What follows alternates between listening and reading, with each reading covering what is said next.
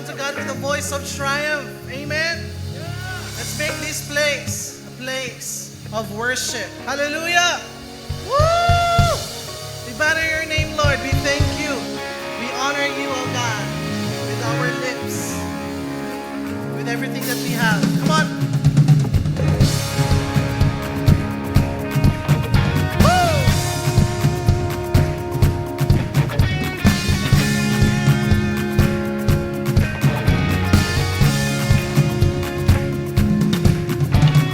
Wandering into the night, wanting a place to hide his weary soul,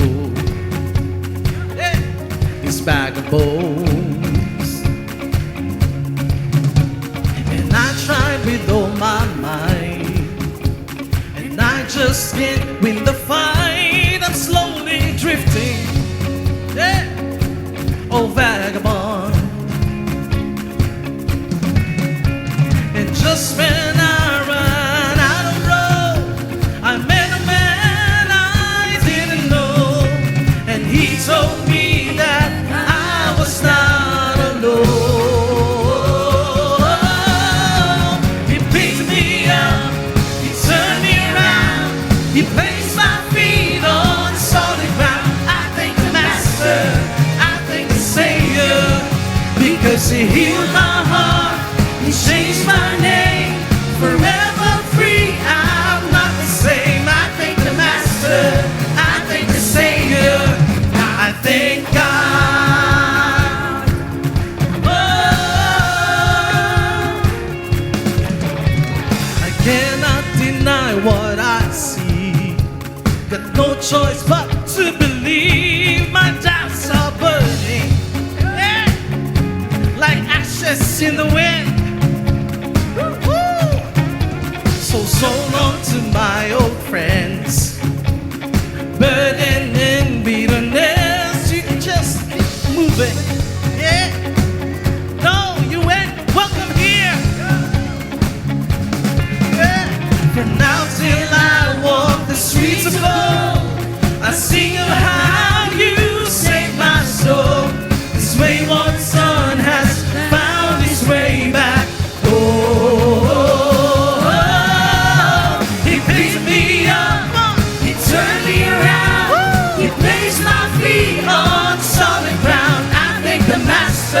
I thank the Savior, because he healed my heart, he changed my name, forever free. I'm not the same. I thank the Master, I thank the Savior, I thank God.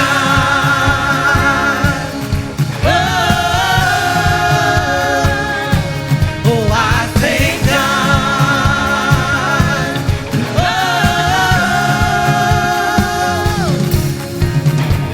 Lost another one. I am free, I am free. Come on, declare that. Yes, you're free. I am free. We are free. Yeah. I am free, I am free. And lost another one. I am free. Yo.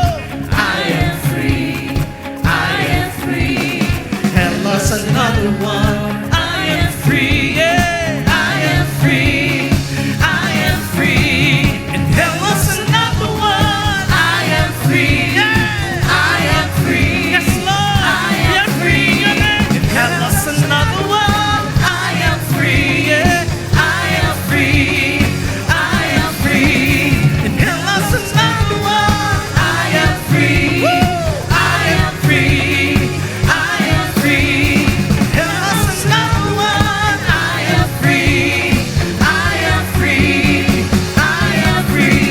He picked me up, he turned me around, he placed my feet on solid ground. I thank the Master, I thank the Savior, because he healed my heart, he changed my name, forever free. I'm not the same. I thank the Master, I thank the Savior, because he picked me up, he turned me around, he placed my feet on solid ground. I thank the Master, I thank the Savior, because he healed my heart, he changed my name, forever free.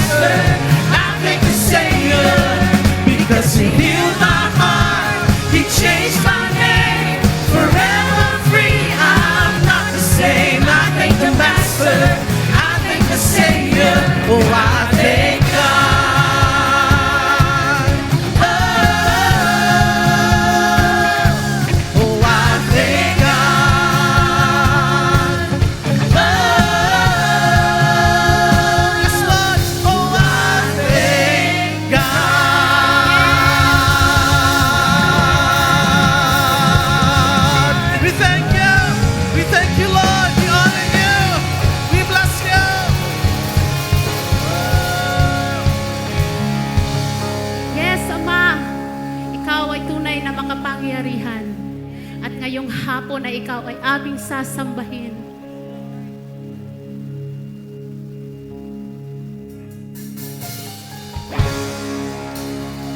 Taas natin ang ating mga tinig sa ating buhay na Diyos.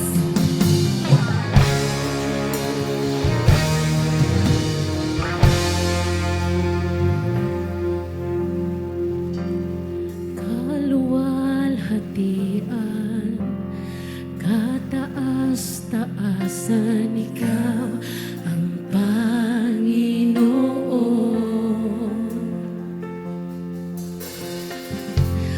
Kamangha-mangha, kay ganda-ganda, ikaw ang Panginoon. Binigay mo ang lahat, Diyos, inibig mo ang isang tulad ko. Tinawag mong anak, itinabi sa piling mo, at sa iyong mga mata ako'y malinis na, katwiran ni Jesus, iyong nakikita. Awitan natin ang buhay na Diyos. Makapangyarihan, magpakailanman, ikaw ang Panginoon. Amen. Walang hanggang Ama, lagi kong kasama, ikaw ang Panginoon. Ibinigay mo ang lahat, Diyos, inibig mo ang isang tulad ko. Tinawag mong anak, itinabi sa piling ko, at sa iyong mga mata ako'y malinis na, katwiran ni Jesus, iyong nakikita. Diyos, inibig mo ang isang tulad ko. Tinawag mong anak, itinabi sa piling mo, at sa iyong mga mata ako'y malinis na, katwiran ni Jesus, iyong nakikita. Salamat, Jesus, dahil kami ay binigtas. Ikaw ay pinako sa krus ng Kalbaryo. Pag-ibig mong wakas ang naghari, ibinigay mo ang lahat, ibinigay mo ang lahat. Diyos, inibig mo ang isang tulad ko.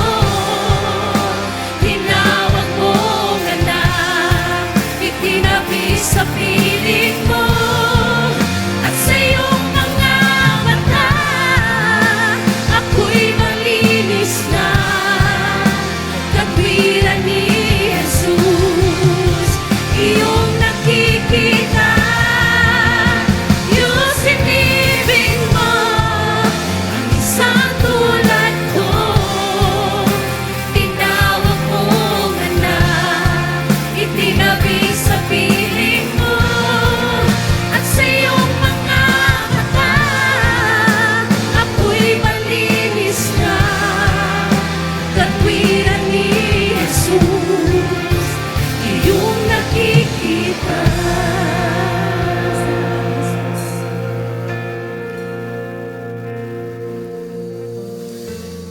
Makapangyarihan, magpakailanman, ikaw ang Panginoon. Amen. walang hanggang Ama. Lagi kong kasama, ikaw ang Panginoon.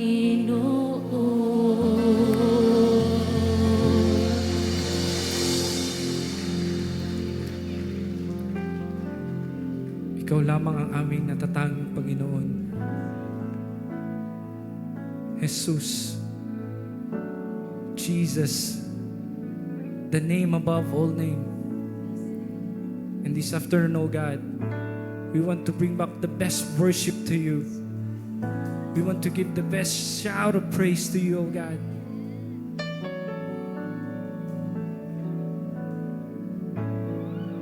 We worship you, Jesus. Nothing compared to your wonderful name, Jesus. And there is victory in the mighty name of Jesus. Hallelujah, hallelujah.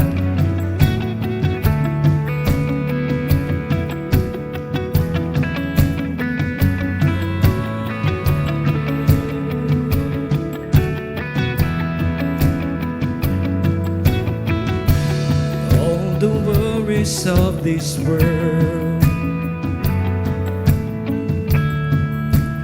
I will lay them at your feet,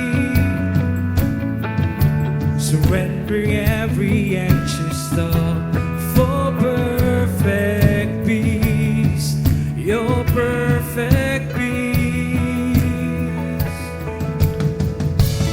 All the loved ones I hold dear,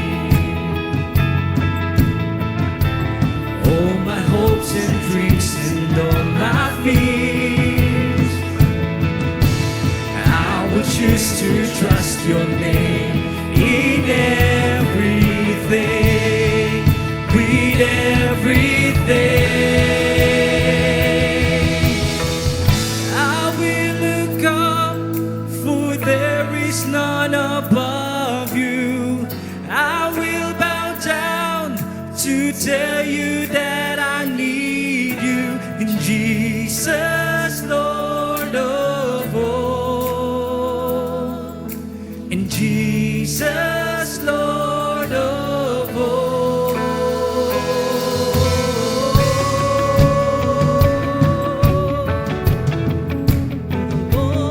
You're the Lord of all.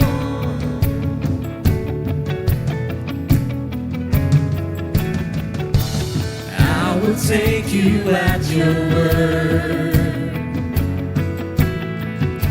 And Jesus, you have taken hold of me. All my life is in your hands.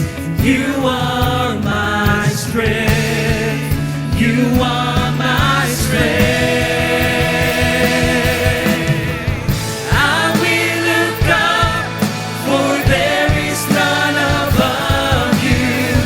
I will bow down to tell you that I need you in Jesus, Lord of all.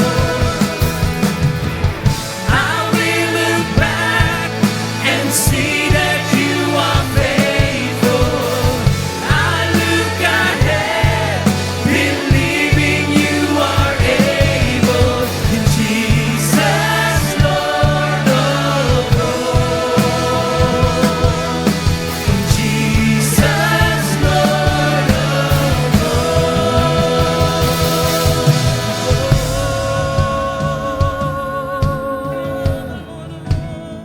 You're the Lord of all.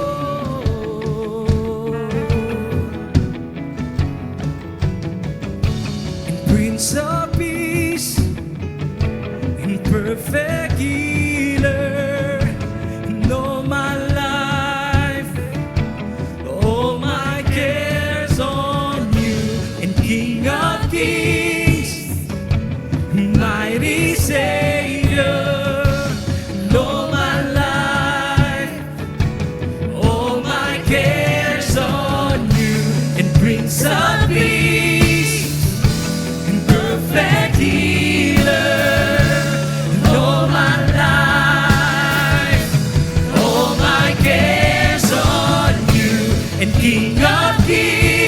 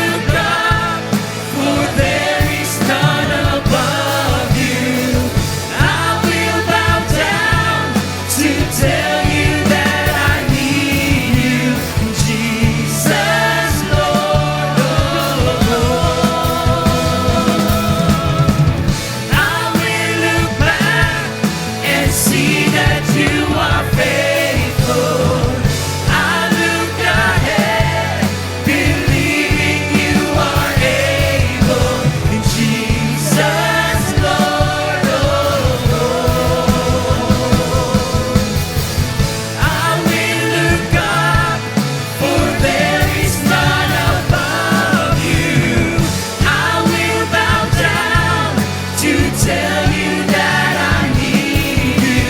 Oh, Jesus, Lord of all.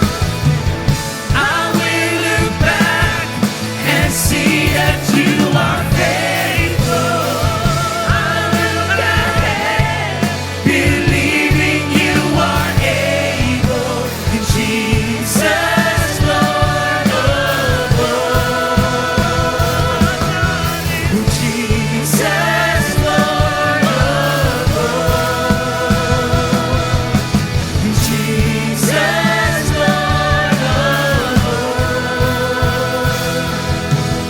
Jesus, Lord of all. Come on, declare this, church. In Jesus, Lord. Oh, declare this in your life. In Jesus, Lord.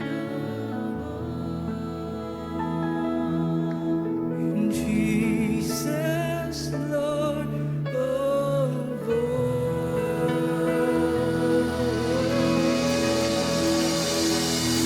Amen. Palakpakan natin si Lord. Okay, let's bow our heads in prayer.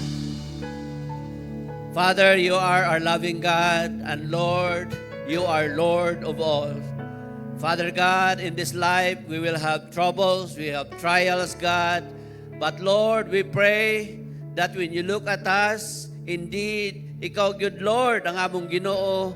Ikaw, good Lord, ang among saligan. Nga ang among pagtuog, yun, O God, is based on the Lord Jesus Christ. Father, Lord, once again, we pray for our worship time with you. That, Lord, you will minister to every heart, every family, Lord, every relationships, Lord, that we have. Because you are a God of reconciliation. You are a God of restoration. Father God, thank you that, Lord, little by little, every single day, you are at work, Lord, sa among mga kinabuhi, sa among mga relationships, O God.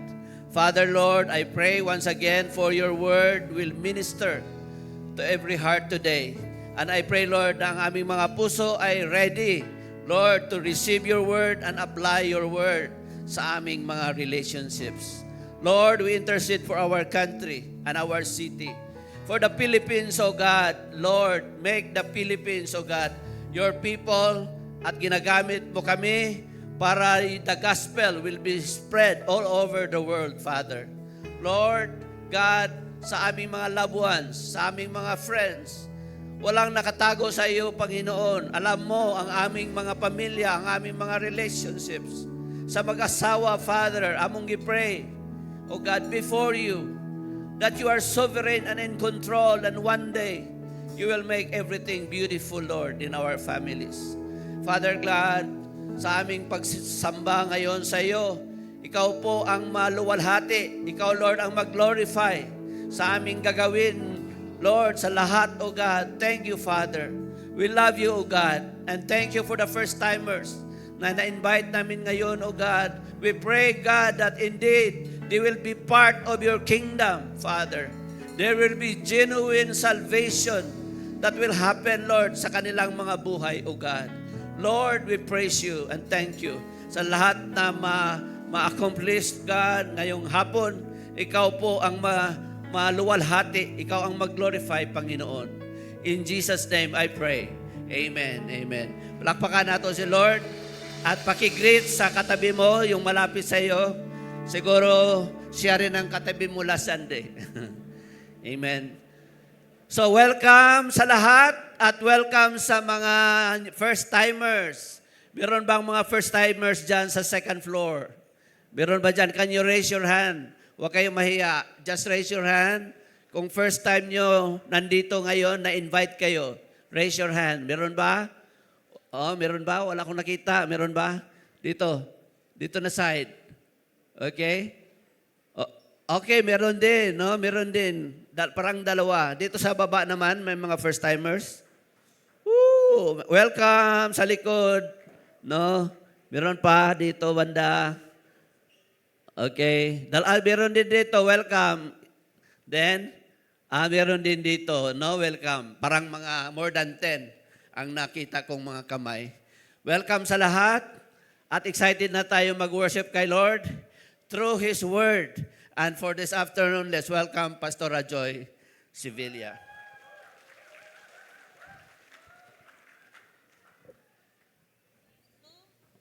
Thank you, Bishop. Good afternoon, everyone. It's a blessing to be together in God's presence today. Amen. Welcome to our 2 p.m. service, whether you've been here many times or it is your first time today.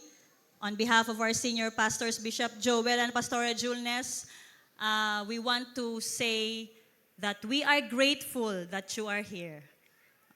Tinuod yun na, no? You are spending your time with us in this fellowship. So, I believe God brought us here for a purpose. Amen? And I pray that the spirit of understanding be upon us today. So we have declared that 2025 is a year of reconciliation, restoration, and renewal. And over the past 2 Sundays, our preaching has has focused on Bible stories that reflect these themes: reconciliation, restoration, and renewal. We had the story of the prodigal son on the first Sunday of February, right? And on the second Sunday last week, we had the story of Joseph the dreamer. This afternoon, we will look at another Bible characters kasi dalawa sila. Sino ang may mga kapatid dito? Kasi ang pag-uusapan natin, magkapatid, hindi lang magkapatid, but they were twins. They were womb mates. Today we will look at the story of Jacob and Esau. So the title of our message today is Jacob and Esau, Restored Brothers. Okay, the whole story of Jacob and Esau can be read from Genesis 25 through 36. 11 chapters. Masyadong mahaba. Pero we will not read yung 11 chapters na yon. Let's just read some verses later as we go through. First, let's get to know who Jacob and Esau are. Sino ba ito sila? Maybe for some of you, this will just be a review. Probably you have already read their story in the Old Testament. So tingnan natin yung kanilang background, conflict, and yung human solution to their conflict. Jacob and Esau were twin brothers. Pakita natin yung picture. They were twin brothers born to Isaac and Rebekah. Parents nila si Isaac and Rebekah. And we know that Isaac was the son of Abraham. Abraham, Isaac, Jacob, Joseph. Joseph was our topic last week. So, rewind muna tayo sandali. Balikan natin yung story ng papa ni Joseph, si Jacob. So, they were twin brothers born to Isaac and Rebekah. In Genesis 25, verses 23 to 28, hindi natin babasahin. God Himself revealed to Rebekah that 2 nations were in her womb. And God prophesied that the older, Esau, will serve the younger, Jacob.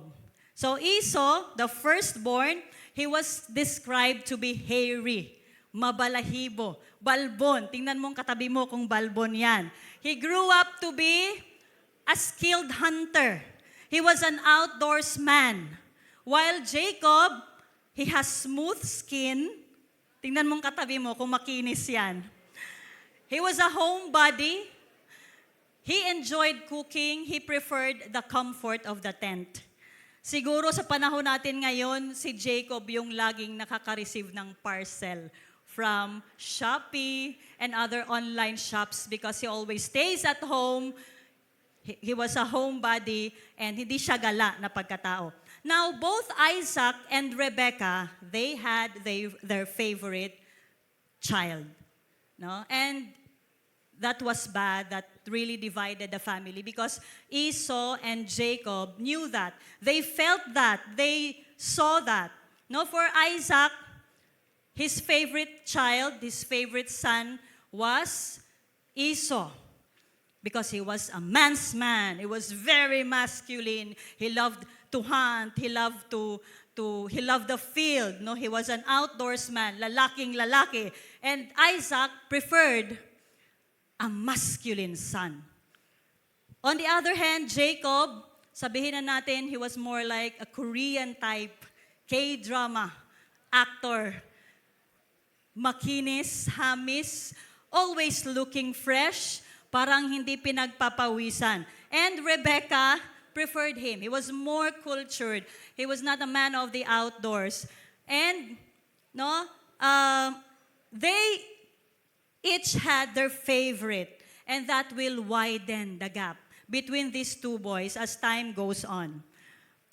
Genesis 25:28. Isaac loved Esau because he ate of his game, but Rebekah loved Jacob. Si Esau yung, may dala akong kambing, magkilawin tayo. Magkaldereta tayo pa. No?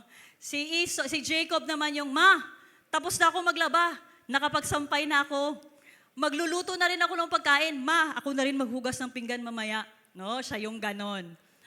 Hindi po nakakabawas ng pagkalalaki ang paglilinis ng bahay, pagluluto, paglalaba, unsa pa, pagbantay ng bata, hindi nakakabawas ng pagkalalaki yon. Remember, galing kay Jacob ang 12 tribes of Israel. Yung kay Esau naman, binlessed din naman siya, naging nation din naman siya, no? Descendants na yung mga Edomites. Edom, red. Kaya yung nakita natin kanina, medyo red siya, no? So, yun yung ibig sabihin ng Edom. So, may conflict silang dalawa. Nakaabot ng round 3. 3 rounds yung conflict nila. Round 1, while they were still in the womb, remember, they were womb mates, they were twins, and Rebecca was having her pregnancy, and grabe, no? She had a difficult pregnancy, and she called out to the Lord. Sabi niya, Lord, I don't know why I'm having such a difficult pregnancy. Grabe, Lord, no?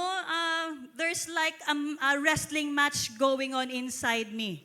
No, there's a lot of movement, no, sa loob ng tiyan ko. Sabi ni Lord sa kanya, 2 nations are in your womb. No wonder, not only 1 child, but 2. That will become 2 nations. So they were struggling in the womb. And when the birth date came, Esau, the firstborn, Esau came. He was the firstborn. And the second one, Jacob, came out grabbing the heel of his firstborn brother as if he was grabbing him to pull him back in. Murag iyang ginagunita, no? Ako una, no? Ako mauna. So he was given the name Yaakov. Yaakov means one who grabs the heel. No, parang ganyan. Genesis 25:25-26. The first came out red, all his body like a hairy cloak, so they called his name Esau. Afterward, his brother came out with his hand holding Esau's heel, so his name was called Jacob. Isaac was 60 years old when she bore them. Senior citizen na day siya ani. No, when she bore them, when Rebecca bore them. So their character shows up at birth, round 1. That was round 1. Round 2 is, as the chapter goes on, chapter 25 goes on, Esau is hungry. He comes home to Jacob, who was cooking, stew, red stew. And sabi ni Esau, I'm hungry. Please give me some of that red stew. Okay, red beans. No, sabi niya, okay, I'd love to give you some, but I want your birthright. I want your birthright. You are the firstborn son. I want to assume the privilege of being the firstborn son. Anong sabi ni Esau? Esau's response was, What good is a birthright to me? I'm hungry. Mamatay ko sa gutom. Please give me, some of that threads too. And then, okay, deal. Okay, deal. Sige ha, ihatag ang birthright sa ako And then swear na ako na, ang firstborn son. Okay, you can't eat it. You can't eat. I can't eat it. I'm hungry. So ayun na yun. And the Bible says, Esau despised his birthright. His birthright. So, Jacob knew the value. Jacob knew the power of the spiritual blessing behind that birthright. And so, sabi niya, deal, akin na. So, binigyan niya ng stew and bread for a birthright. Ano yung birthright? It determines inheritance, leadership. In spiritual aspects, it determines God's blessings and divine inheritance. Nasa sinapupunan pa lang sila, gusto na ni Jacob mauna. Diba? Gusto niyang spiritual blessing. Akin yun. And then, round 2. That was round 2. Round 3 of this battle, ting, ding, ding, ding, ding, ding, is in chapter 27. Jacob, because he really wanted that blessing, spiritual blessing, he deceived his father Isaac by disguising himself as Esau. And with the help of his mother Rebekah, he put on Esau's clothes and he covered his arms and neck with goat skin to feel hairy like his brother. Okay? And this time, 137 years old na si Isaac. And his eyesight, ingon sa Bible, was very poor, partially blind. And sila Esau, alam nyo ilang taon na sila, Jacob and Esau, they were 77 years old. 60 years old siya nung pinanganak silang dalawa. They were 77 years old and nasa poder pa sila ng mga magulang nila. Imagine niyo yan? Lolo na sila dapat kung sa panahon natin, pero isang tabi nyo na, yung pag-iisip ninyo na si Jacob and Esau, 20s, 30s, 40s nung panahon ito. No? So they were 77 years old, and Jacob brought Isaac the meal that was prepared by his mother. Who are you? I'm Esau. I'm your firstborn. Come closer. Sabi ni Isaac, the voice, kasing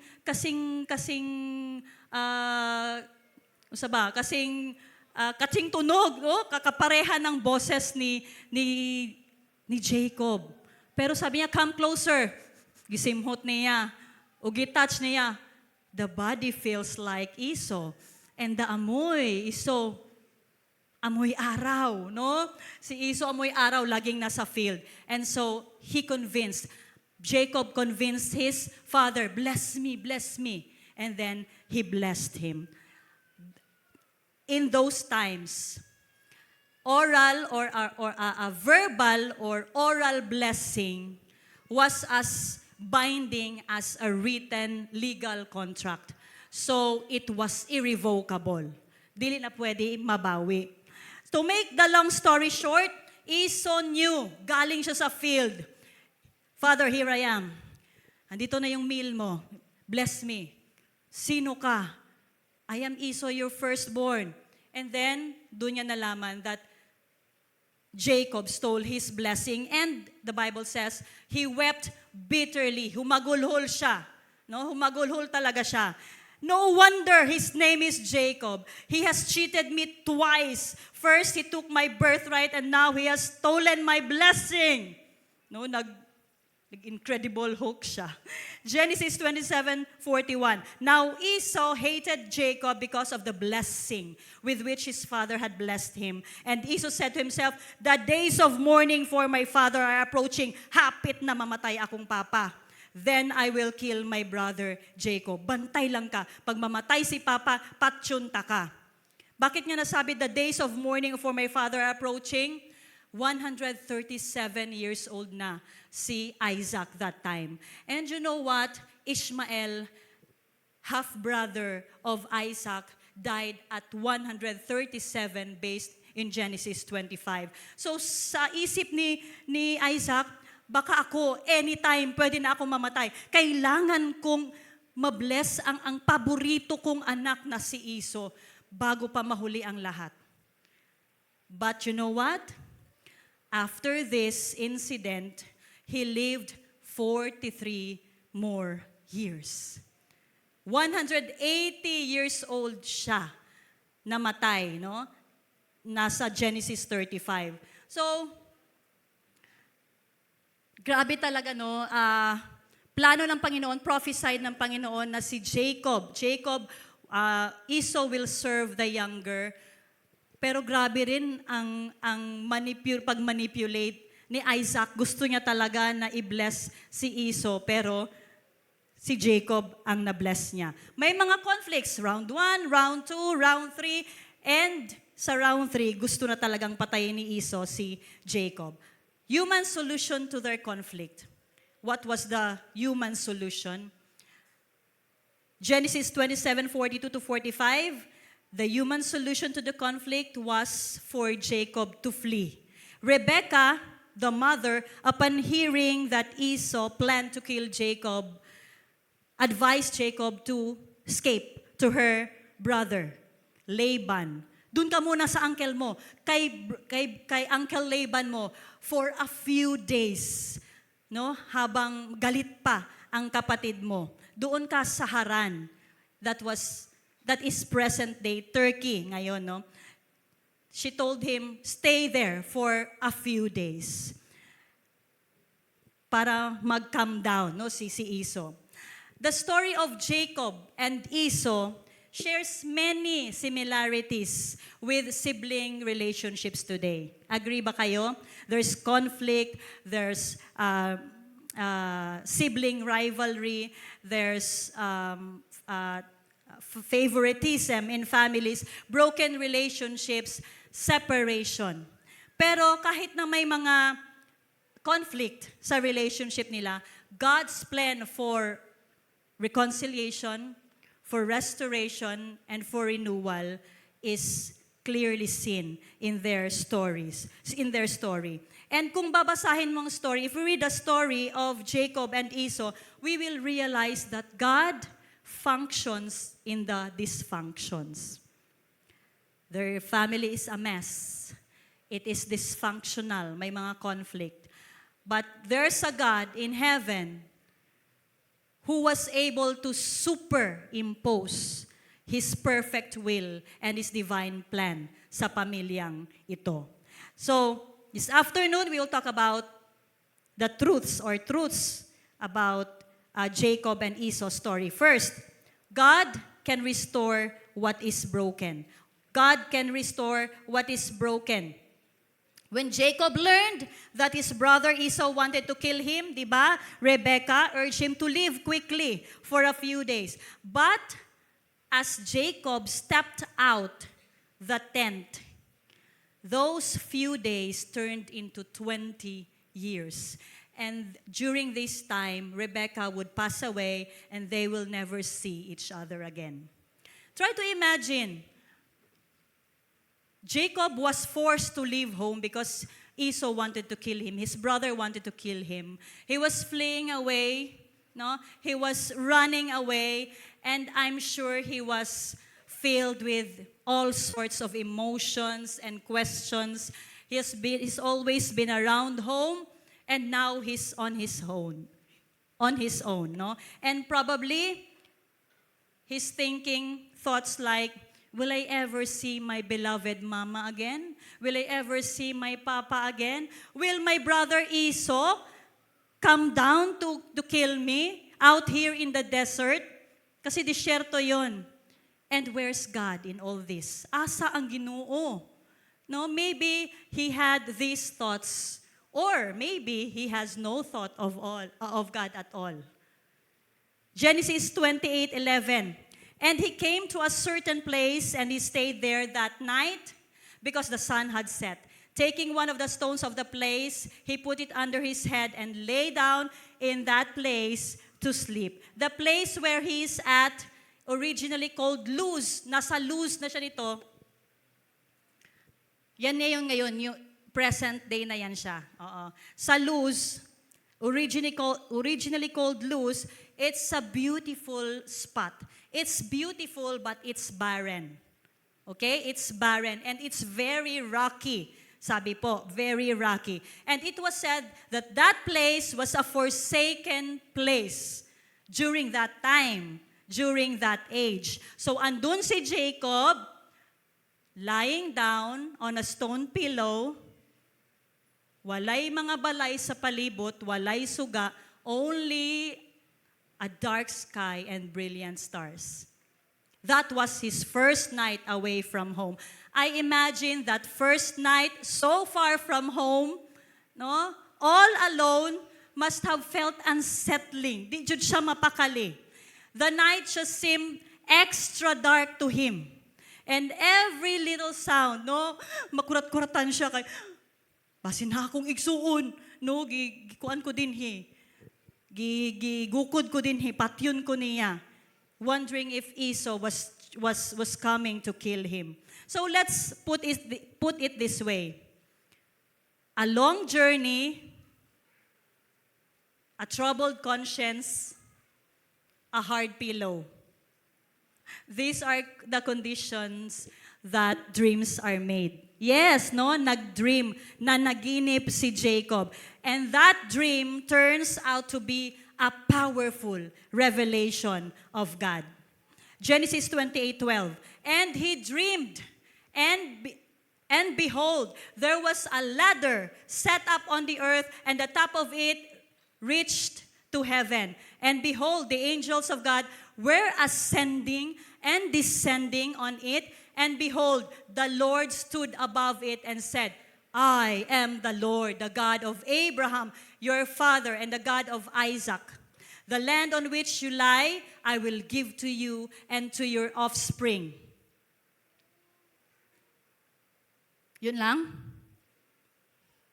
Your offspring shall be like the dust of the earth, and you shall spread abroad to the west and to the east and to the north and to the south. And in you and your offspring shall all the families of the earth be blessed. Behold, I am with you, and I will keep you wherever you go. And I will bring you back to this land, for I will not leave you until I have done what I have promised you. What Jacob discovers when he falls asleep in this dream is that God is very mindful of him. Pwede mo natin pakita yung picture? God is very mindful of him. This is a dream uniquely from the Lord, and it's very interesting. He sees a ladder, literally a stairway. That was siguro the original stairway to heaven. And he sees angels. God's angels are both coming up, going up, and coming down. They are ascending. That means they had been on the earth. And they are descending, no, perhaps like they are taking shifts. So the point is, God is involved in human affairs. God is involved in human affairs. God is involved in what is going on in the earth. Jacob is thinking, I'm in a barren, forsaken place. I've run away from home. I've stolen a blessing. I've been a deceiver. I'm running for my life. Surely God can't be here. And then he gets this wild dream of God's angels ascending and descending. God is involved in human affairs. Sikuhin mo, katabi mo, sabihin mo, God is involved in your affairs. God, no, gusto ni Lord, no, na He is involved, no, in your daily life. And God gave him a promise. Nabasa natin kanina yung promise. At may napansin ba kayo? Did you notice something sa promise ni Lord? No? ito yung pinakagusto ko kasi. When God begins to speak to Jacob in that dream, God doesn't reprimand him. Kung kayo si Lord, and you knew Jacob, no, siguro, no, si God, He didn't say, you, deceitful Jacob, tingnan mo, ano nangyari sa'yo ngayon? Tingnan mo saan ka ngayon? Mandaraya ka kasi. But God's words are words of grace. God's words are words of promises. Promises of provision, protection, of His presence. The same promise that God made to Abraham, his grandfather, and God made to Isaac, his father, now He makes this promise to Jacob. Amen? So may mga times ba sa buhay mo na sinabi mo, Lord, pwede bang mag-disappear muna ako, Lord? Nagproblema, left and right, back and forth. Back and forth, tama ba? Behind and front and back, no? Daming problema, Lord. Pwede ba mag-disappear? But every time or the moment you try to run away, the moment you try to walk away from His presence, yun yung time na kinukuha ni Lord yung attention mo. Naka-experience na ba kayo ng ganyan? No? Yun yung nangyari kay Jacob. No? God spoke to him through a dream. If God can't speak to you when you are conscious, then He will get your attention when you are unconscious. Yun yung nangyari kay Jacob. Kasi ikaw takbo-takbo ka. Sige, tulog lang. Diyan kita pupuntahan sa dream mo. Grasya, no? Nakita nako ang grasya sa Ginoo. Bisan unsa natong dagan, iwas, grasya sa Ginoo na nakitaan kaniya. Nakitaan taniya. He left the 99 for you. Amen? There was a story of a child, of a boy. He dreamed of a ladder going to heaven. Sabi niya, Pa, nagdamgo ko. I had a dream. I dreamed of a ladder going to heaven. Sure, nak? Yes? Oh, that's interesting. Katulad yan ng preach ko kahapon. Pastor Day yang papa, no? Nag-preach yang papa about Jacob and Esau. Yes pa, pero alam mo pa, itong dream ko na ito, hindi angels ang umaakyat baba sa hagdanan. Pero mga tao. And doon sa baba ng hagdanan, ang daming chok. And every time, yung mga tao na umaakyat sa hagdanan, they put mark on the ladder for every sin that they have committed. Put a mark, put a mark, put a mark. At alam mo pa, nakita kita, pababa ka sa hagdanan. Uy, nandoon pala ako anak sa panaginip mo. Yes pa, pababa ka sa hagdanan. Anong ginagawa ko? Bakit pababa? Kasi pa naubusan ka ng chok. Pang bright day ito, no? Daghan di sala iyang papa nga pastor. You know what? I like Jacob's dream better than the boy's dream. No, not more chalk, but more grace. Amazing grace. How sweet the sound that saved a wretch, an undeserving wretch like me. God is in the business of saving wretches. God is in the business of saving the undeserving, the broken, the lost people, finding them, bringing them home, restoring them. God is in the business of restoring what is broken and lost. Amen. Genesis 28, verse 16. Then Jacob awoke from his sleep and said, Surely the Lord is in this place. Naaday si Lord din sa place nga ni. And I did not know it. After his dream, Jacob renamed the place from Luz to Bethel, means house of God. At first, he saw it as a barren, forsaken place, believing the Lord was not there. But after his dream, he woke up and declared, Surely the Lord is in this place. and I didn't know it, but now I do. Question, what is your Bethel? What is your Bethel right now? Maybe for some, it's a hospital room where you've been in and out. Balik-balik na sa hospital. It's a place of pain or uncertainty. No, perhaps it's a job. No, that's nakaka-boring na. It's very monotonous ang job na ito. Or maybe it's a relationship that's deeply challenging. No? Or maybe a financial struggle that has lasted for years. For years. Emphasize ko, years. No, kay daghan na jud kaayo ka years, no, lubog na kaayo. You may feel like you are in a dark place, desolate place, and you're wondering if God is really here. God, nandito ka ba talaga? No? But Bethel wasn't a temple. It was not a physical house of God. No? Jacob called it Bethel because it was where when God met him in his brokenness. Amen? In the same way, yung mga barren places natin, yung mga darkest moments natin can become Bethel, the house of God, when God meets you there. Ang tanong, will you allow God to come to you? Will you allow the Lord to come to you in the very situation you least expect Him to? What was the situation when Jesus walked on the water on the Sea of Galilee? What was the situation? Anong sitwasyon yun? Was it a perfect, a quiet, or a glassy evening? No, it was in the midst of that storm. And His disciples were afraid, were terrified, and that's when the Lord came to them. God often meets us in the very situations we fear the most. Sa mga darkest moments natin siya nakikilala. Amen ba? Makarelate kay Jacob, no?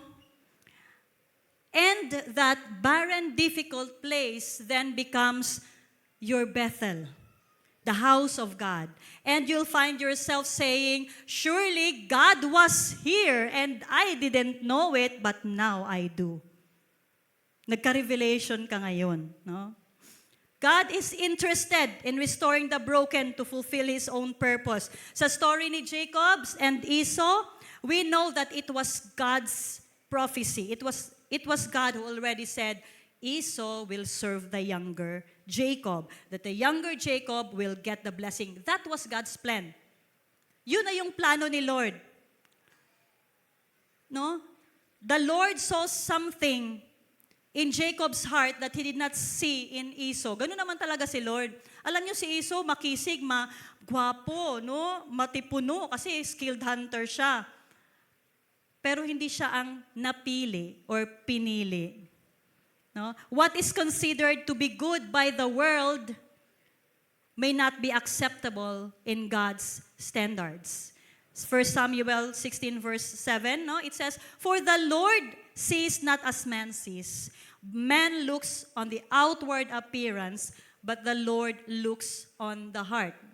No? Sinabi ito ni Lord kay Samuel, Prophet Samuel, when he instructed Samuel to go to the household of Jesse, and I will tell you that the next king, no, i-appoint mo ang next king of Israel after he rejected Saul. And when the sons of Jesse, no, nandiyan na sa kanya, present na, oh, ito surely, this was the man. Eliab was very handsome, matipuno, matangkad, guwapo. Pero sabi ni Lord, no, God spoke to his heart kay Samuel, no, hindi yan. Dili na mao. Murag ingon ani pod, no, grabe si Lord no pag magpili. Yung mga kala natin reject. Consistent siya sa kanyang word. Sabi din ni Paul, ang pinipili ni Lord yung mga foolish things of this world to shame the wise. Amen? Knowing Jacob, he was such a cheat, he was a conniver, but That was God's sovereign choice. Hindi natin siya maka-question doon. Jacob is a cheater, yes. He's a deceiver, yes. But he knows the importance of the spiritual blessing behind the birthright. Kaya gusto niyang kanya yung birthright kasi alam niya na may kalakip yun na spiritual blessing. But Esau is an example of a carnal man. He doesn't care about his birthright or spiritual things. He even despised his birthright, di ba? Pinagpalit niya sa sabaw at saka sa bread. Kayo, kita, do we value spiritual things more than the worldly things, the things of this world, material things, pera, fame, physical things? Spiritual blessings are the things that last, no, eternally. Yung mga worldly, alam natin yun. Panandalian lang yun. Temporary lang yun. So eto na, Jacob, umalis siya sa lugar nila, sa Beersheba, sa Canaan. Papunta siya sa uncle niya, sa Haran. That was in chapter 29. Upon reaching a well, Jacob meets Rachel, the beautiful daughter of Laban, and he falls in love with her. I believe it was a love at first sight. Love at first sight. Sinong nag-date nung Valentine's? Magred unta ko ron, tanan, pero basin daghan maggukod sa ako. So, no, he falls in love with her and he agrees to work for Laban sa kanyang uncle na kanyang father-in-law na rin for 7 years to marry Rachel. But on the wedding night, Laban deceived him and gave Leah instead. Sino si Leah? The older sister. And Laban justifies this by saying, the older daughter must be married first. Okay. Jacob agrees to work for another 7 years. That was really love. 14 years na yun. No? Naisip ko lang, ang deceiver na si Jacob, na-deceive ng isa pang deceiver. Si Uncle Laban, siguro master deceiver ito. Magkapatid talaga sila ni Rebecca. Di ba? Mama niya nagtulong sa kanya, magsuot ka ng sa kapatid mo. Sige, punta ka doon sa papa mo. Di ba? Igsuunjud silang duha. No? Na-adyoy mga makita ng mga bakas ng mga pagkakuan, maro. No? So, umabot po ng 20 years. Yung few days niya umalis sa Beersheba, naging 20 years kasi he also worked more, 6 years more, no, para kay Laban. Kasi gusto niya nang umalis sa Haran, no? Pero ayaw ni Laban. Sabi niya, stay for 6 more years. And you know what? Those 6 more years, God was with Jacob. And he became, sabi sa Bible, exceedingly, extremely prosperous while working for his uncle Laban. God blessed him, making him wealthy, despite Laban's attempts to deceive him. And sa time po na ito, 20 years siyang nawala sa Beersheba. Yung kapatid niyang si Esau, pinrosper din ni Lord. Naging successful din. Pero hindi na nakasulat sa Bible, nakafocus kasi siya kay Jacob, no? Ang story, no? Again, no? God can restore the broken. He is in the business of saving undeserving, lost, broken people. And He intervenes to fulfill His purpose and His promise. Number 2, true reconciliation requires humility and forgiveness. Di ba naging wealthy na siya, mayaman na siya. Marami na siyang kahayupan, marami na siyang servants. Then came a time when God told him, Jacob, Jacob, return to the land of your grandfather and your father, and I will be with you. No? Pero takot siya kasi alam niya, nandoon ang kapatid niya, paano na yan? Kita ni Lord ang heart niya. Somehow may takot. Kaya sabi ni Lord, I will be with you, Jacob. I will be kind to you, Jacob. So yun na si Jacob, no? Jacob has been outside Canaan for 20 years. Canaan is the land of promise. But Jacob, He's not outside the hand of promise. Because God has been with him through that 20 years. Kasi yun ang promise ni Lord sa kanya. Nung nasa Bethel siya, na naginip siya, di ba? So ngayon, pabalik na siya. He's going back to Canaan. Napipicture out nyo ba? Alam nyo, pag nababasa tayo ng Bible, parang nanonood tayo ng movie. No, he's going back to Canaan. And he will pass through a territory into the land of Canaan to meet his brother Esau, whom he believes is out to kill him because after all, 20 years before that, no? Before this, no? Yun yung gustong gawin ni Esau sa kanya. So he sent messengers. He sent messengers informing Esau that, I am coming, brother. Brother, I am coming to see you. And he's hoping that Esau will be friendly to him this time. After delivering the message, the messengers returned to Jacob and reported that, Jacob, master, your brother Esau, you know what?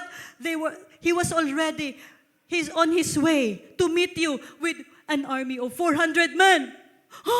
400 men. No, kulbaan lagi ni ko, inahadlok na po siya. Pero nag-promise na si Lord sa iya, ha? Pero kulbaan gyapon siya. And, nagplano siya. Grabe, no? Wala jud siya nag-trust kay Lord, no? Nga, I will be with you. So, nagplano siya. Kaya ko to.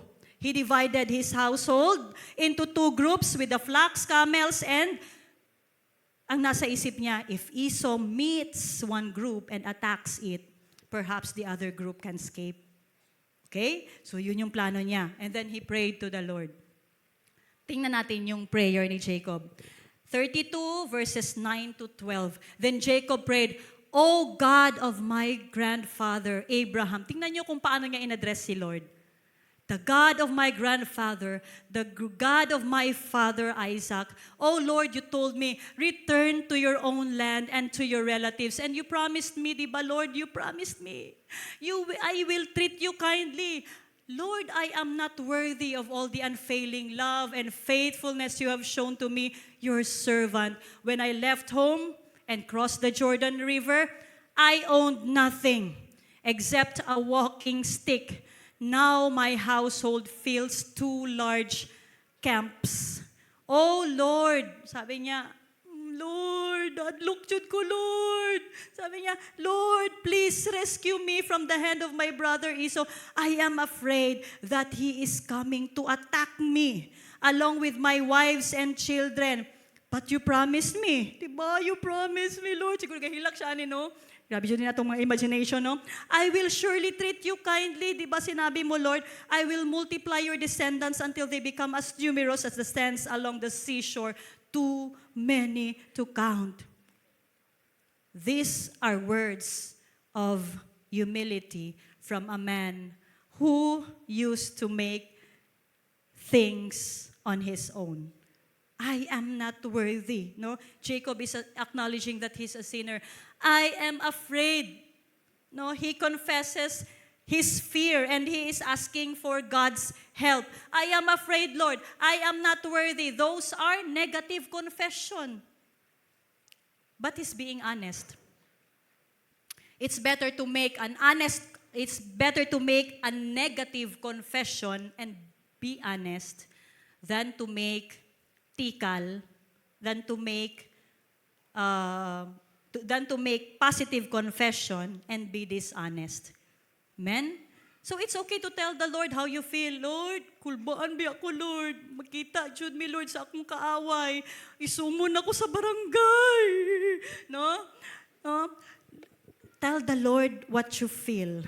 Tell Him, it's okay to tell the Lord, Lord, murag dili na jud nako kaya, Lord. Ikaw na ang bahala. Alam nyo, ano bang in-expect ni Lord sa atin? Madi-disappoint kaya si Lord pag sinabi natin, Lord, di ko na kaya, Lord, tabangi ko. Madi-disappoint kaya sa ato, Dili. Alikabok lang bayata. We are dust.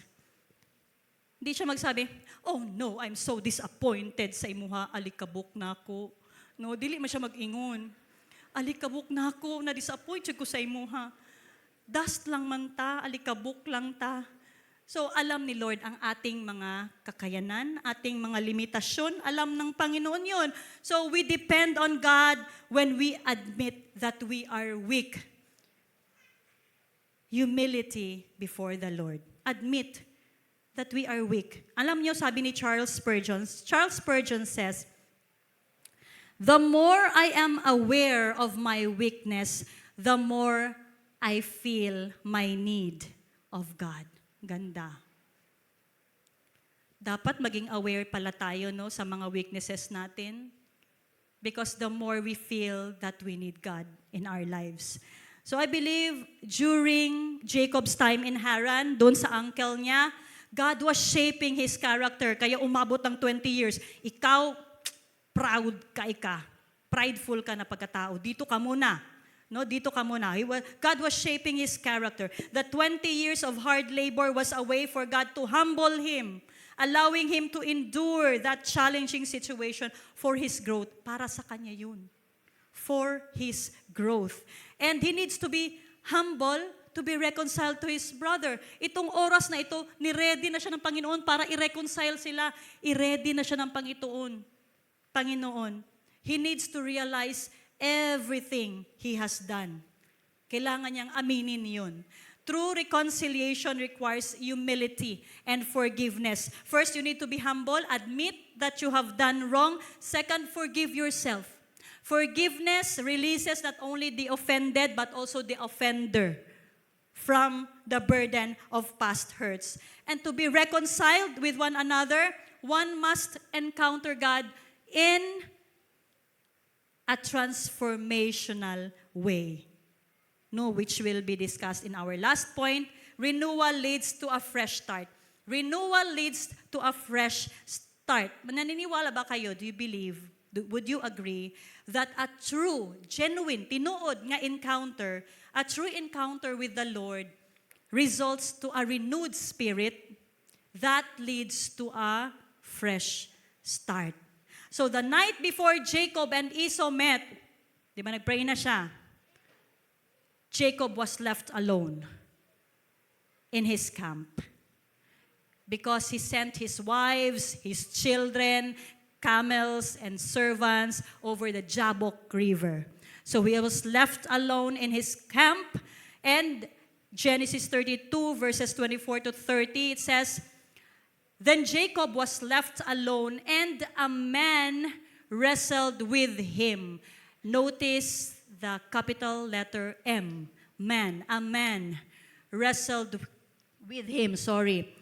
Many Bible scholars believe that the man who wrestled with Jacob was a visible manifestation of God, or even a pre-incarnate Christ. So, God wrestled. Nandun si Jacob, siguro gusto niyang magpahinga, gusto niyang makatulog, gusto niyang pag-isa, kasi bukas na sila magkikita.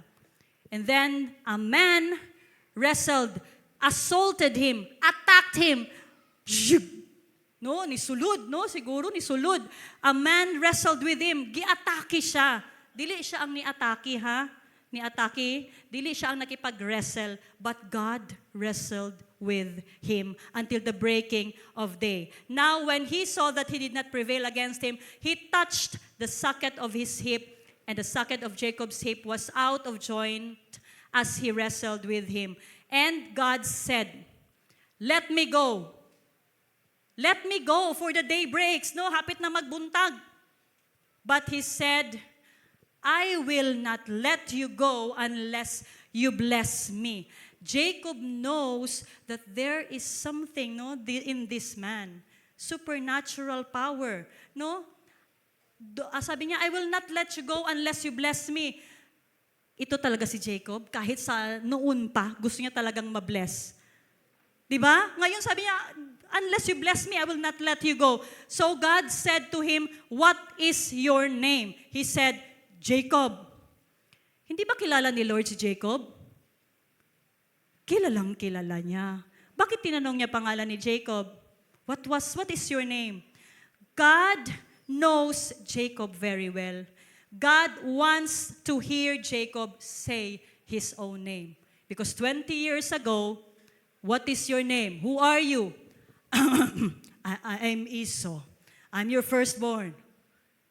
Ngayon, gusto siyang i-redeem ni Lord, gusto siyang i-restore ni Lord, na walang pagpapanggap, na walang pagdidisguise, walang halong kamaruan. What is your name? I am Jacob. Woo! No, I am Jacob. Akin yan, Lord. Akin yan na blessing. Para sa akin yan. Hindi ako nagdi-disguise. Ako ito. Ako ito, no, yung kilala mo. No, ako ito. And ay, makahilak matani, oy. Then, Jacob asked, saying, tell me your name. I know. He said, God said, your name shall no longer be called Jacob, but Israel. For you have struggled with God and with man and have prevailed. Then Jacob asked, saying, tell me your name. Nangutana ka sa akong pangalan. Ikaw, kinsa ka? Siya siguro sa, no? Tell me your name. And he said, why is it that you ask about my name? And he blessed him there. So Jacob called the name of the place Peniel, for I have seen God face to face, and my life is preserved. Just as he crossed over Penuel, the sun rose on him, and he limped on his hip. Jacob received no direct answer. Kinsa ka? Unsa yung pangalan? Wala, no? He did not receive a direct answer, emphasizing the mystery and reverence of the divine presence. And he limped on his hip. It was a reminder of his encounter with God. All his life, hanggang sa namatay siya, ani siya maglakaw siguro. Ana siya maglakaw. Ana, no? So, Jacob, gitouch siya, no? The man wrestled with Jacob to bring him to the point of self-denial. Hindi na ako si Esau. I am not Esau. I am not the firstborn. I am Jacob. Ako ito. Self-denial and lead him to surrender. Why did God touch his hip? No? He didn't even hit it. Wala niya kick or sumbag. Ana lang, oh. Ana, no? Touch lang daw, ingon sa Bible. He touched Jacob's hip para dili na siya kadagan. So he couldn't run. All his life, yun ang trabaho niya. That's what he was used to doing his whole life. Running. No, when he stole the blessing 20 years ago, he ran away. When he was with Laban and he want to leave Haran, no, he ran away. And he's probably thinking, I can just run away from this. But God wrestled with him, he encountered God, and he learned to surrender. A single touch from the Lord can transform your life forever. Amen. Amen. Magpa-testimony unta ko, pero kabalo ko daghan kaayo mga testimonies, no? We have a lot of testimonies here sa church na change ang life when they encountered God. And I am one of those, no, mga testaments ng grasya sa Ginoo. So Jacob has been fighting God and man his whole life. And God changed his name into somebody who fights victoriously with God. No longer against God. No longer even for God, but with God. No? God changed his name from Jacob to Israel. Jacob, one who trips somebody up, catching their heel, manipulating them, to Jacob, one who fights victoriously with God. In other interpretations, Israel means God rules. God rules. When God rules in our life, we are victorious. Amen? Israel, one who fights victoriously with God. And his encounter with God, it was his turning point. It's the turning point in the life of Jacob. Do you consider your encounter with God as the turning point? Turning point ng buhay mo? Amen. So let's read this last part na. What happened when Jacob and Esau finally met? Na-encounter niya na si Lord. Ngayon, may encounter niya na ang kuya niya or ang kapatid niya, ang twin niya. Genesis 33, 1-4. Then Jacob looked up and saw Esau coming with his 400 men. So he divided the children among Leah, Rachel, and his 2 servant wives. He put the servant wives and their children at the front, Leah and her children next, and Rachel and Joseph last. Kasi yun yung pinakamahal niya. Remember, 14 years niyang pinagtrabahuan si Laban for Rachel. Joseph was his favorite. May favorite din siya, son. No, sa kanila, di ba? Last week, si Joseph lang yung may magandang robe. Binigyan niya. So, then Jacob went on ahead. As he approached his brother, he bowed to the ground 7 times before him. 7 times before him. So, na-imagine ko, so as he approached, siguro, as he approached a little bit, bow. As he approached, bow. As he approached him, bow. 7 times to show his humility. Anong nangyari? Esau ran to meet him and embraced him, threw his arms around his neck and kissed him, and they both wept. Humagulhol silang dalawa, and ang camera naglibot-libot. Ay, nice kaayo, no? Kung movie ni, naglibot-libot ang camera, nag-arana silang duha. And they wept. It wasn't Jacob's plan that worked. It was his prayer that worked. Nagplano kasi siya. Diba? He even prepared 550 animals as a gift for Esau. This was meant to appease him, to calm him, to pacify him for deceiving him earlier. But God had already taken care of everything. God already handled it. He changed Esau's heart 20 years pa. 20 years. Hindi natin alam kung anong year doon. Gi-change ni Lord ang iyahang heart. No? So you see, their reunion was not an act of human mercy, but a testament of God's divine favor over Jacob kasi siya ang pinili. Ignaisa imong sarili. Tell yourself, I am chosen. Nagka-revelation ba kayo doon? Malalim ba yun? Malalim yun. I am chosen. In our lives, God is always at work, even when we can't see it. He's working things out before we even realize we need His help. And the challenges that we face, yung mga problema na dumarating sa atin, yung problema na na-experience natin, they're just part of the journey that prepare us for the blessing that God has already planned for us. All we need to do is humble down before the Lord, trust Him, and move forward, walk in faith.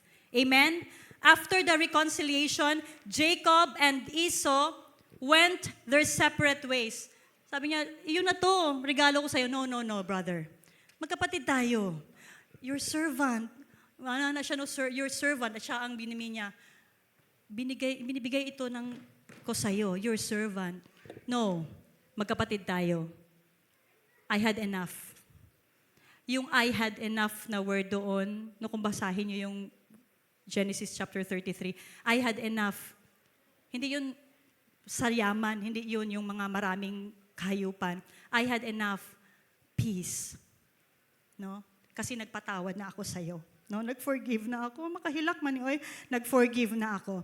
So, after reconciliation, they went their separate ways, but they parted in peace. That's in Genesis 33, 10-17. Renewal doesn't always mean going back to how things were, but embracing a new healed relationship. Jacob and Esau, they were reunited again to bury their father Isaac in Genesis 35. Na-reconcile sila, na-restore sila, na-renew sila, at yung RRR nila, nakita yun ng papa nila. Kasi 43 years more pa na binigyan ng 43 more years pa si Isaac. So nakita yun ni Isaac No, grabe ang kalipay sa amahan na makita yung mga anak na mag-reconcile, mag-unite, magkaroon o mabalik ang love. Amen ba? So Jacob's encounter with God gave him a fresh start.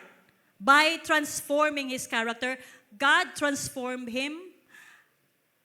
God humbled him, reconciled him with others, and renewed his spiritual life. God renewed his spiritual life. He was no longer the man who left home in fear, but he was now a changed man. Amen? He was a changed man, walking in faith, walking in God's strength and blessings. Pwede ba tayong tumayo?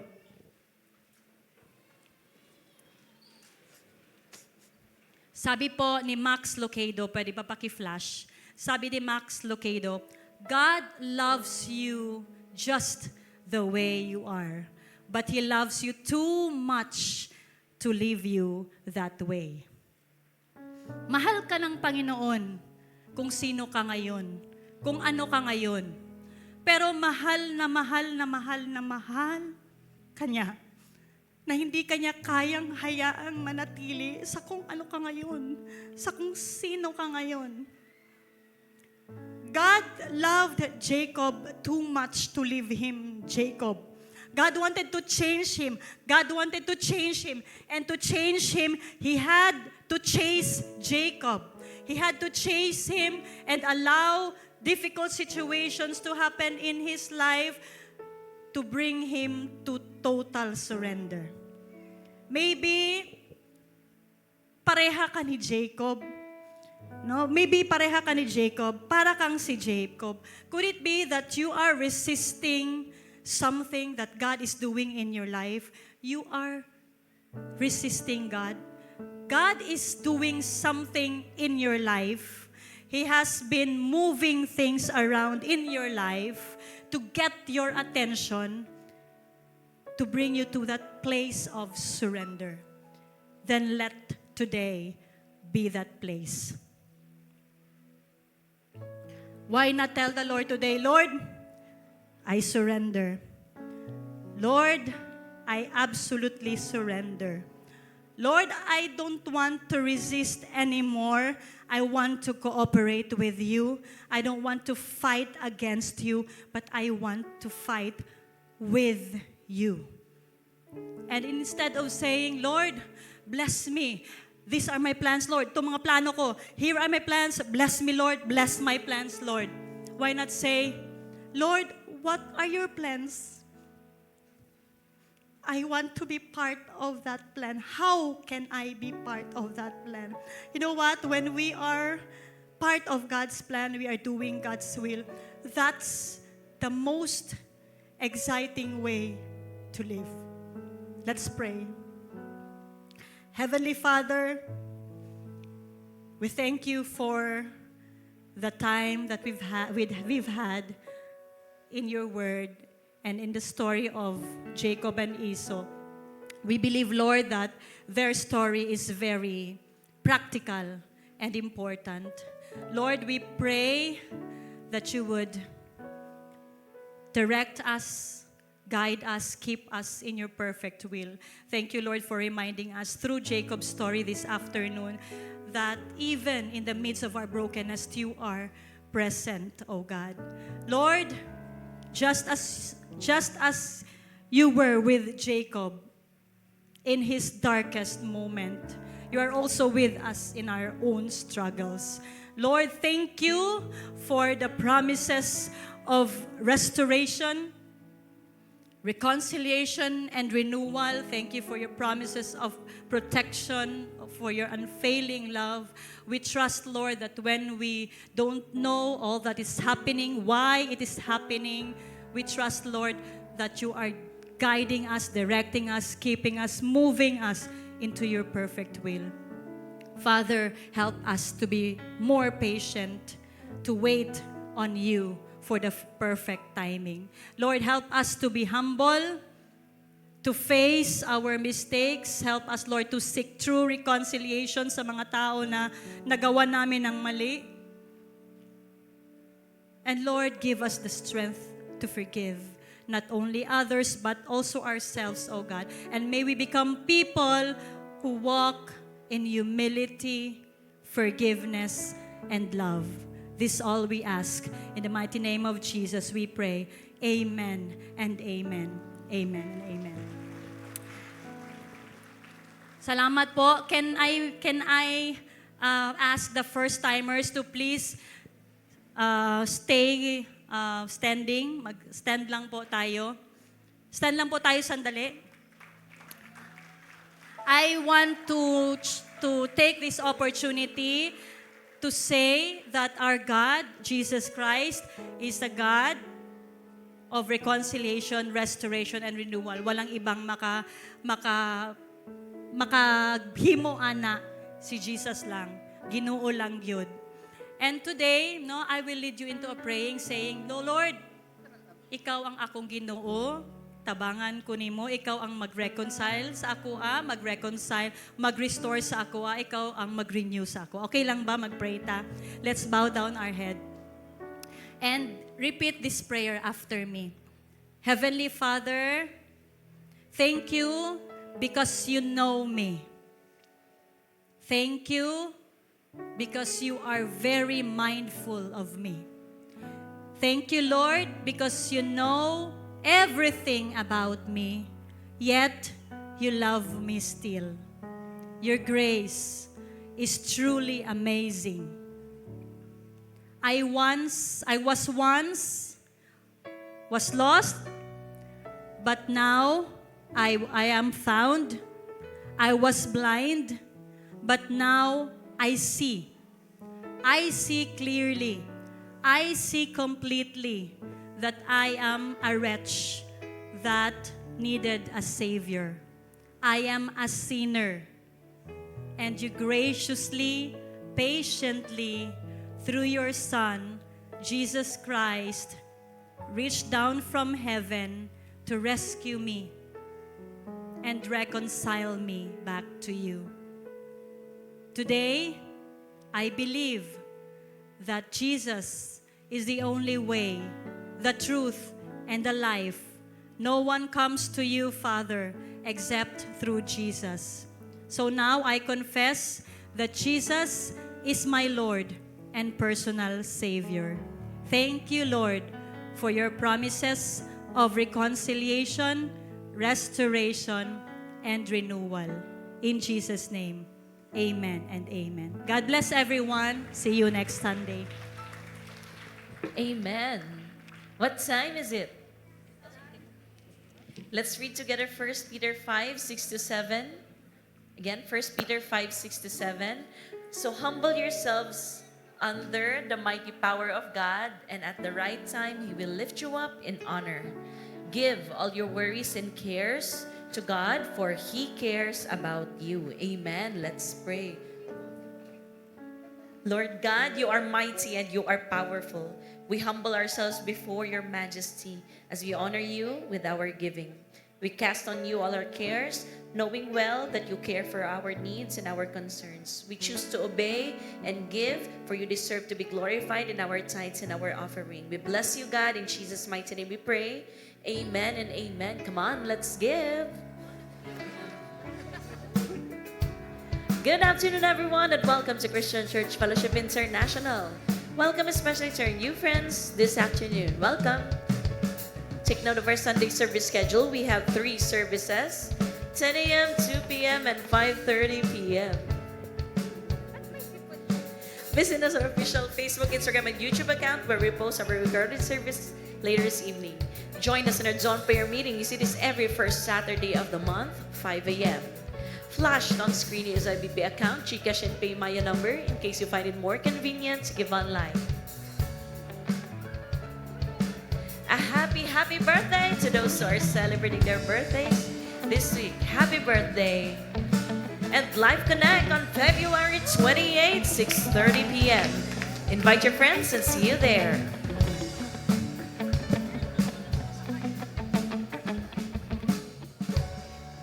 Those who are blessed to stand. Lahat ng mga restore.